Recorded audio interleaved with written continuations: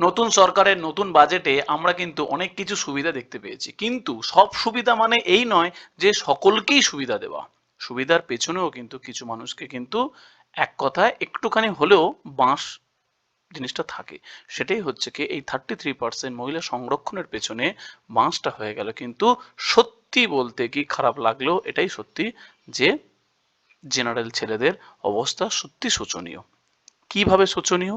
দেখো, আমরা প্রত্যেকে মোটামুটি যেটা জেনে আসছি, যে কোনো কম্পিটিটিভ এক্সামে আমাদের ওয়েস্ট বেঙ্গলে কি না, এসসি সিট 22%, এসটি 6%, ওবিসি 7% আর ইডব্লিউএস ইকোনমিক্স উইকার সেকশন তারা হচ্ছে কি 10%। তাহলে মোট হয়ে গেল কত? 45%। আর জেনারেল পড়ে থাকতো 55%। এই তো।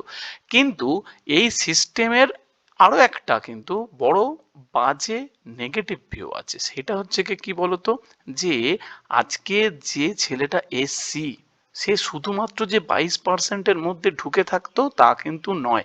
22%-এর থেকে যে জেনারেলের ওপরে কাট অফ চলে গেছে, সে এসসি থেকে জেনারেল ঢুকে যেত।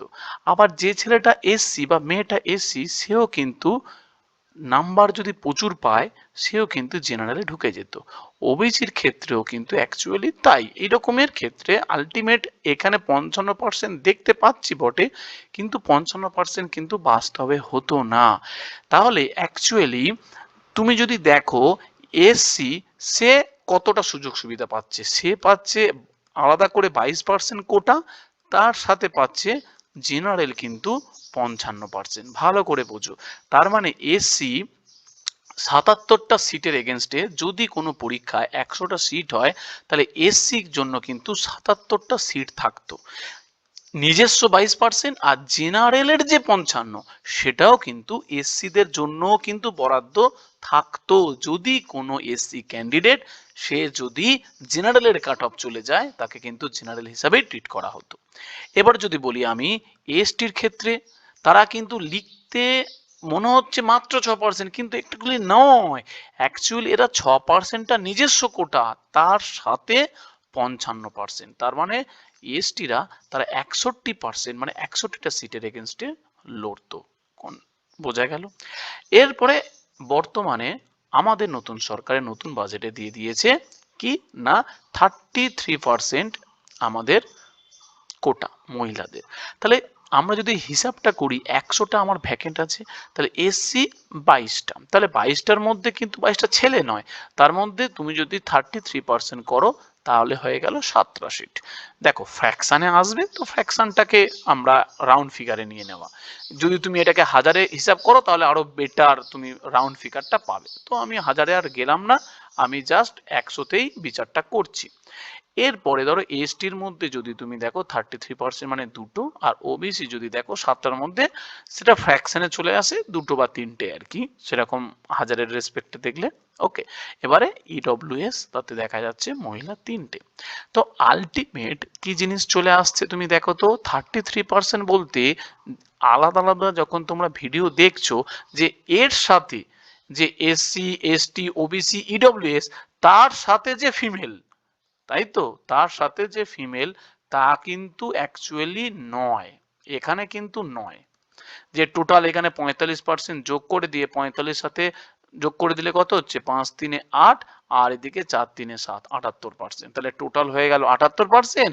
আর তাহলে জেনারেল তাহলে কত পড়ে থাকলো, 22%। তা কিন্তু অ্যাকচুয়ালি নয়, হিসাব কিন্তু তা নয়। ক্লিয়ার? তাহলে হিসাবটা কি, আলাদা করে ফিমেলদের এই 33%টা কিন্তু থাকছে না, কারণ এই এসসির মধ্যে যেটা 22টার মধ্যেও 7টা সিট থাকছে ফিমেল, এসটি 6টার মধ্যে থাকছে আলাদা করে ফিমেল, এবং ওবিসির মধ্যে আলাদা, ইডব্লিউএস এর মধ্যে আলাদা। আর এখানে যে থাকছিল জেনারেল, সেই জেনারেলের মধ্যে কি, জেনারেলের মধ্যে দেখো এখানে যেটা থাকছিল 55টা, সেই 55টার মধ্যে আলাদাভাবে যদি তুমি দেখো মহিলাদের 18টা। বোঝা গেল? তার মানে আলটিমেট কি জিনিস এসে দাঁড়ালো, এসে দাঁড়ালো দেখো, এদিকে মহিলাদের যদি আমি বলি, এদিকে প্রথম থেকে দেখো 7টা, তারপরে কটা, দুটো, তারপরে কটা, দুটো বা তিনটে, আমি রাউন্ড ফিগারে মানে হাজারটা রেসপেক্টে ধরলে হবে, ফ্র্যাকশনটা নিচ্ছি না, তিনটে। আর তার সাথে দেখো এখানে জেনারেলদের মধ্যে 18টা। তাহলে মোট কত দেখো, এই হয়ে যাচ্ছে আমার 33টা। ওকে, তাহলে আলটিমেট জিনিসটা এইভাবে যদি পড়ে থাকে, তাহলে বাঁশ যে কথাটা বলছিলাম সেটা তাহলে কাদের হলো? সেটা হচ্ছে কি, এই জেনারেল পুরুষ। জেনারেল পুরুষ পড়ে আছে কত? জেনারেল পুরুষ পড়ে আছে দেখো 37টা। এখন এটা কিন্তু জেনারেলদের জন্য নয়, এটাই আমি বলতে চাইছিলাম, এটা কিন্তু শুধুমাত্র জেনারেল পুরুষদের জন্য নয়। কারণ এই পুরুষদের মধ্যে কে ঢুকবে? এই পুরুষদের মধ্যে কিন্তু 37টা সিটের মধ্যে ভাগ বসাবে এসসিরা। ভিডিওর শুরুতেই বলে দিয়েছিলাম, কারণ এসসি কিন্তু আলটিমেট ছেলেরা। তাহলে কি হয়ে যাচ্ছে বলতো, এখানে যদি মহিলা যদি 7টা হয়, তাহলে এখানে এসসির মধ্যে পুরুষ তাহলে কটা পড়ে থাকছে বলতো? 15টা। তাহলে এই 15টা তো এসসির ফিক্স থাকলো। যদি কোনো এসসি ক্যান্ডিডেট ভালো রেজাল্ট করে জেনারেলদের সমতুল্য হয়ে যায়, তাহলে কিন্তু 37টা সিট থেকে সে কিন্তু একটা সিট খেয়ে ফেলবে। আবার যদি দেখি যে এই এসটির মধ্যে, তাহলে এসটির যদি আমি পুরুষ দেখি, এসটির তো দুটো মহিলা, তাহলে এসটির পুরুষ কত? 4। তাহলে 4টে তো থাকলোই থাকলো। এর থেকেও যদি কেউ ভালো রেজাল্ট করে জেনারেলদের মতো, তাহলে এখান থেকেও কিন্তু একটা সিট কিন্তু সে খাবে। তাহলে 37টা কিন্তু শুধুমাত্র জেনারেলদের জন্য থাকছে না, এখানে এসসিও ভাগ বসাবে, এসটিও ভাগ বসাবে, ওবিসিও ভাগ বসাবে, ইডব্লিউএসও কিন্তু ভাগ বসাবে। এইভাবে ভাগ বসাতে বসাতে দেখা যাবে আলটিমেট এই যে 37টা সিট তুমি দেখতে পাচ্ছ না, এই 37টা সিটের মধ্যে ম্যাক্সিমাম 20টা বেশি থাকতে পারবে না। 15 থেকে 20টা থাকবে কাদের? You R mail. ওকে, তাহলে আলটিমেট পড়ে রইল এইটা 15 থেকে 20টা। এবং 20টাতে আমি ম্যাক্সিমাম বললাম, 20টাও তাই হবে না, মেরে কেটে পড়ে থাকবে 15 থেকে 18টাই পড়ে থাকবে। তাহলে এবার ভেবে দেখো, সবচেয়ে বেশি ক্যান্ডিডেট আসছে, সবচেয়ে বেশি প্রিপারেশন নিচ্ছে, সবচেয়ে বেশি মানে টাফ সিচুয়েশনে চলে আসছে একইভাবে প্রিপারেশন নিয়ে, তাহলে কিন্তু কম্পিটিশন থেকে এরা আস্তে আস্তে কি হয়ে যাচ্ছে? ডিটাচ হয়ে যাবে। কেন ডিটাচ হয়ে যাবে?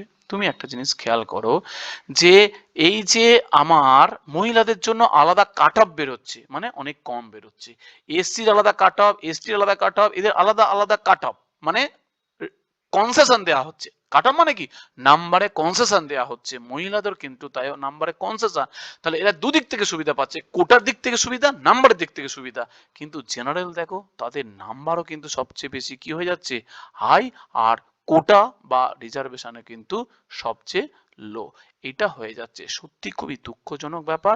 এইটা রিজার্ভেশনটা মোটামুটি ভাবে একটা দিক থেকে ভালো, ঠিক আছে মানছি যে তুমি 33% করেছো মহিলাদের জন্য বা বাকি জিনিসগুলো, কিন্তু এই যে সিকিউর করতে হবে এই জায়গাটা আমার প্রবলেম। এই যে অন্তত 37 যেটা পড়ে আছে, এইটাতে সরকারের উচিত কারোর যেন ভাগ না বসে, এইটা অন্তত একটা জায়গা থেকে তো আটকাতে হবে।